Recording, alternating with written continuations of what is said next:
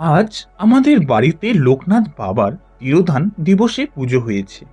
সব কিছু আমার মা করেছেন, পুজোর আয়োজন থেকে শুরু করে রান্না পর্যন্ত।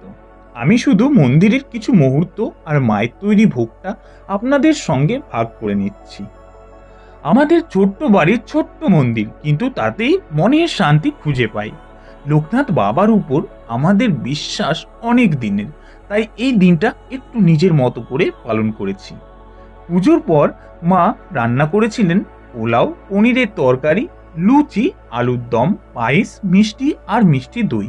খুব সাধারণ রান্না, কিন্তু তাতে ছিল অনেক যত্ন আর ভালোবাসা। এই ভিডিওটা এমন কিছু বড় না, শুধু আজকের দিনটার একটা স্মৃতি। আপনাদের যদি ভালো লাগে তাহলে একটা ছোট্ট লাইক বা কমেন্ট করে জানাবেন। ধন্যবাদ। জয় বাবা লোকনাথ।